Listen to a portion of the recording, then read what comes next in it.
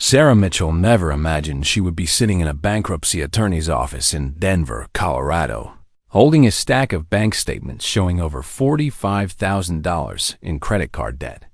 At 34 years old, a registered nurse at a local hospital, she earned a respectable salary of $68,000 annually. But a series of seemingly smart financial decisions had led her to the brink of financial ruin.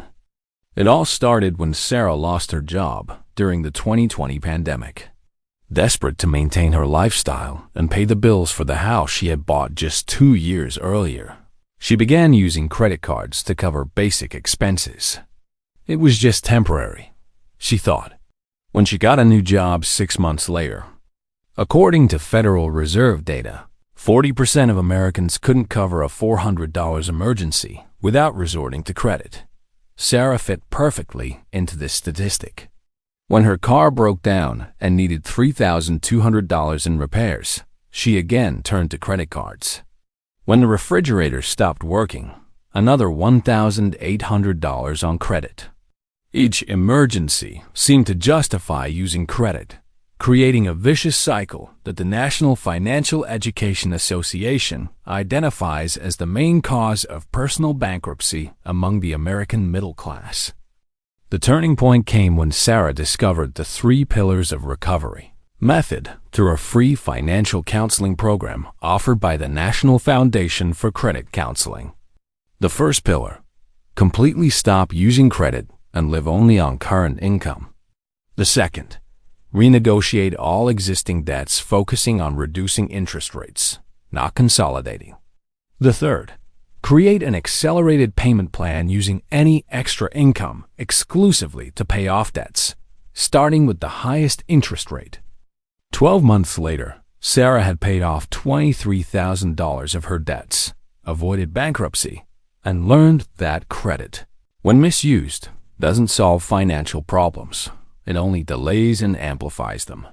Today, she lives with just one credit card, which she pays in full every month, and maintains an emergency fund that has grown from $0 to $8,000. Marcus Johnson was standing in front of his bathroom mirror in his Atlanta, Georgia home at 5:30 a.m. and he realized he had lost 15 pounds in 3 months. It wasn't diet or exercise. It was pure financial stress. The 29-year-old IT technician had spent recent nights awake, calculating and recalculating numbers that simply didn't add up. With $78,000 in annual income, Marcus should have been comfortable, but 3 red warning signs were flashing insistently in his financial reality. The first sign was mathematical and brutal. More than 50% of his net income was committed to debt payments. Between the car financing $450 monthly, 2 credit cards $890 monthly, and a student loan $320 monthly, Marcus was paying out $1,660 every month just to cover debts. According to personal finance experts, when this percentage exceeds 36% of gross income, the individual is officially in the financial danger zone. The second alert came in the form of a threatening letter from the credit card company. Marcus had missed the minimum payment for the 3rd time in 6 months. What started as occasional delays had become a worrying pattern. Consumer Financial Protection Bureau data shows that 23% of Americans who miss 3 consecutive payments end up declaring bankruptcy within 24 months. The third and most devastating sign was discovering he was using credit to pay credit. Marcus had taken a $2,000 cash advance on one credit card to make the minimum payment on another card. This practice, known as cash advance cycling, is identified by financial counselors as the most accurate predictor of imminent bankruptcy. The revelation came during a free consultation at the Atlanta Community Center with a certified financial counselor. "Marcus, you're not managing debt. You're drowning in it," said David Chun, the counselor. But identifying these signs early means we still have options before bankruptcy becomes inevitable. The emergency plan was simple but rigorous. First, Marcus would immediately cancel all credit cards and live only with cash and debit cards. Second, negotiate longer payment plans with creditors, reducing monthly payments by 40%. Third, sell the financed car and buy a used one with cash, eliminating $450 in monthly payments. 6 months later, Marcus had reduced his debts from $67,000 to $45,000 and managed to lower his income commitment from 50% to 28%. More importantly, he had regained his sleep and the 15 pounds he'd lost. The most valuable lesson was understanding that recognizing warning signs isn't admitting failure. It's demonstrating enough financial intelligence to change direction before it's too late. Jennifer Walsh stared at the bank notification on her phone. Insufficient funds. It was the fourth time that week. At 41, the high school teacher from Phoenix, Arizona, earned $52,000 annually, but felt like she was constantly chasing her own financial tail. Her 3 teenage daughters needed everything at once: school supplies, clothes, extracurricular activities. Her ex-husband had stopped paying child support 8 months ago, and Jennifer was using credit cards to cover the difference. According to the U.S. Census Bureau, 27% of single-parent families headed by women live below the poverty line, and Jennifer was dangerously close to becoming part of that statistic. Her debts had grown to $34,000 in 18 months, and she was seriously considering declaring personal bankruptcy when she discovered the Fresh Start program at the local public library. The program, developed by former bank executives who specialized in emergency financial recovery, presented Jennifer with 3 specific strategies that could be implemented immediately, even with limited income and already compromised credit history. The first strategy was the reverse snowball method. Instead of paying off debts with higher interest first, Jennifer would focus on quickly paying off smaller debts to create cash flow. The second strategy involved aggressive renegotiation of all fixed bills. Jennifer called every utility company, internet, phone, and insurance company, explaining her situation and asking for low-income family discounts. She managed to reduce her fixed bills by $340 monthly through assistance programs that 73% of eligible Americans don't know exist. The third and most impactful strategy was creating a structured extra income source. Jennifer began tutoring math online through platforms like Wisent and Tutor.com, working 3 hours per week on Saturday afternoons. This generated an additional $480 monthly that was entirely directed toward debt payment. 15 months later, Robert Chun was sitting in the waiting room of the Financial Counseling Center in Seattle, Washington, flipping through a pamphlet about personal bankruptcy when he noticed a statistic that made him stop. 78% of people who declare bankruptcy in the United States have college degrees. Robert, a software engineer with an MBA, earned $95,000 annually, but had still accumulated $89,000 in various debts. The paradox was disturbing. Educated people making devastating financial decisions. Robert's reality mirrored an alarming national trend. According to a National Foundation for Credit Counseling study, professionals with higher education are more likely to use complex financial instruments without fully understanding their implications. Robert had refinanced his house 3 times in 5 years, always pulling out equity to invest in other opportunities. He also maintained 6 different credit cards to maximize rewards and had taken personal loans to consolidate debts that later grew again. The breaking point came when Robert realized he was paying $2,340 monthly just in interest, without effectively reducing any principal. It was like being on a financial treadmill. Lots of movement, no progress. During his first counseling session, consultant Maria Rodriguez presented data that completely changed his perspective on financial intelligence.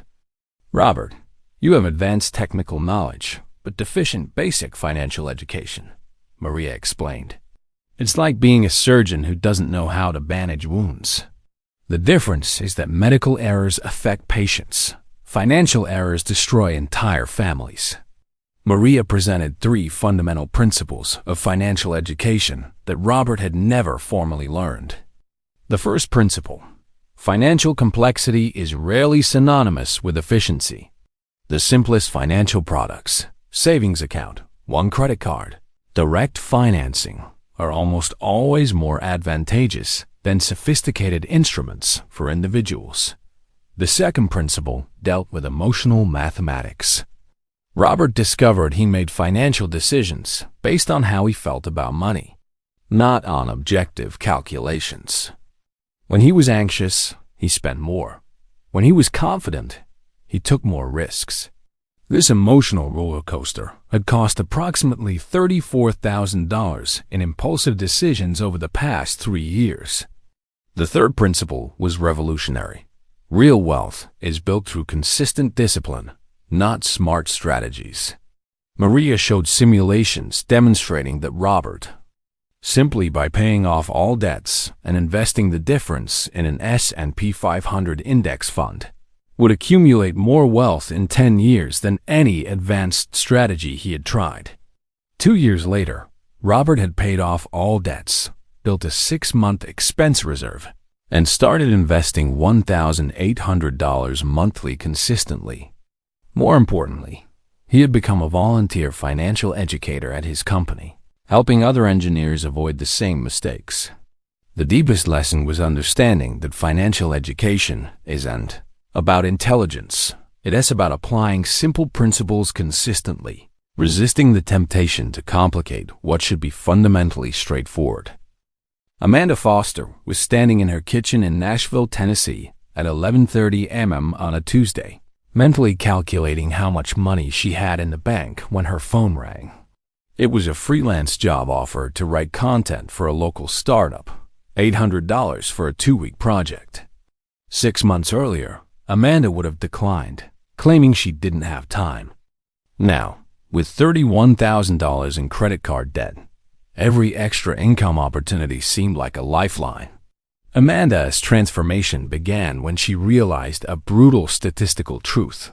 According to Bureau of Labor Statistics data, 36% of Americans have some type of extra income, but only 12% use that income strategically for debt elimination.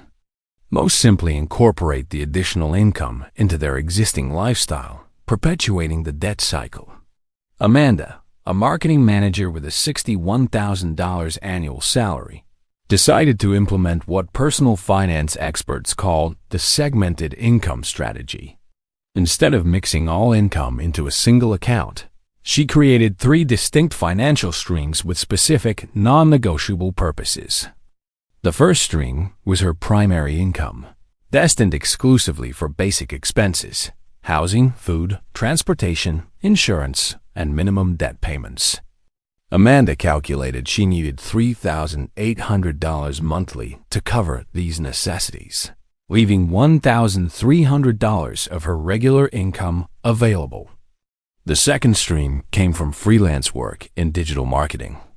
Amanda used platforms like Upwork, Fiverr, and LinkedIn to offer content strategy and social media management services.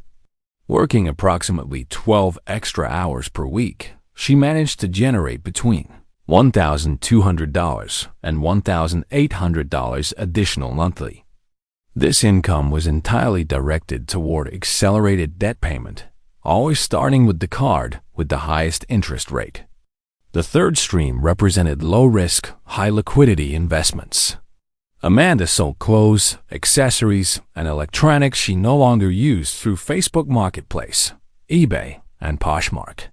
She also began buying clearance items to resell online, generating between $300 and $600 extra monthly. This income was directed toward building an emergency fund. The key to Amanda's success was treating each stream like an employee with a specific function. The primary stream maintained stability. The freelance stream attacked debts. The investment stream built future security. There were no loans between streams or purpose changes based on impulses. 18 months later, Amanda had completely paid off her credit card debts, built a reserve of $8,400, and started investing $600 monthly in index funds. More impressive, she had developed such a solid freelance client portfolio that she was considering the possibility of opening her own marketing agency. The most valuable lesson was discovering that extra income isn't about working more hours. It's about strategically and systematically monetizing existing skills. Amanda proved that even people with full-time jobs can create multiple income streams without sacrificing quality of life, as long as they maintain absolute discipline about the destination of every dollar earned. Michael Thompson was signing the final papers for his debt payoff at the credit union office in Portland, Oregon, when his financial consultant, Lisa Park, asked a question that left him thoughtful. "Michael, do you know the difference between people who recover from financial crises and those who have the same problems again in a few years?" Michael had just paid off $42,000 in debt in 22 months, completely transforming his financial situation. But the question touched on a crucial point he hadn't yet considered deeply. Lisa presented data from a longitudinal study by the Federal Reserve Bank of Philadelphia that followed 15,000 Americans who paid off significant debts. The results were revealing. 34% returned to serious financial problems within 3 years. 28% maintained basic stability, but without wealth growth, and only 38% managed to build sustainable long-term wealth. The difference wasn't in income, education, or age. It was in implementing permanent financial security systems. Michael, a production supervisor with $72,000 annual income, had learned during his recovery that financial stability requires 3 layers of protection that function like an immune system against future crises. The first layer was mathematical. Always maintain an emergency reserve equivalent to 6 months of basic expenses. The second layer involved income diversification. Michael had developed 2 additional income sources during his recovery. Weekend welding instructor at a local technical school, $800 monthly, and small repair and maintenance jobs for neighbors, $300 to $500 monthly. Instead of abandoning these activities after paying off debts, he maintained them, allocating 50% of this extra income to investments and 50% to home improvements that increased its value. The third and most sophisticated layer was what Lisa called lifestyle inflation insurance. For every salary increase or extra money coming in, Michael committed to immediately investing 70% of the amount before incorporating the remaining 30% into the regular budget. This rule protected him against the natural tendency to expand spending proportionally to income increases. Michael also implemented rigorous quarterly financial reviews, analyzing not just numbers, but behavioral patterns. He identified situations that led him to spend impulsively, work stress, social pressure, routine changes, and developed specific strategies for each trigger. 3 years after paying off his debts, Michael had accumulated $67,000 in investments, increased his home's value by $23,000 through strategic improvements, and most importantly, developed absolute confidence in his ability to face any future financial crisis. When the company where he worked went through restructuring and he was unemployed for 4 months, Michael didn't need to resort to credit cards or loans. His security systems worked exactly as planned. Michael's final lesson was understanding that financial recovery is just the first step. Building sustainable wealth requires transforming temporary emergency practices into permanent systems of protection and growth, always assuming new crises will arise and preparing adequately to face them without backsliding.